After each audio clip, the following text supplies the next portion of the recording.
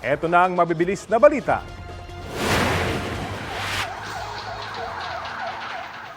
Sa kasagsagan ng pananalasa ng Bagyong Christine kagabi, nagkasunog sa isang residential area sa Barangay 6 sa Pasay. Itinaas ng BFP ang ikalawang alarma kung saan 6 na fire truck ang rumisponde. Inaalam pa ng mga otoridad ang halaga ng pinsala. Wala namang napaulat na nasaktan o nasawi.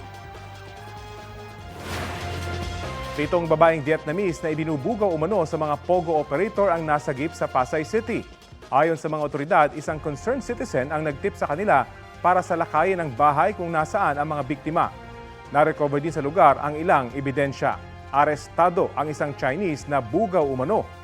Mahaharap siya sa reklamong paglabag sa Expanded Anti-Trafficking in Persons Act of 2012. Sinusubukan pang kunan ng pahayag ang suspect at mga biktima.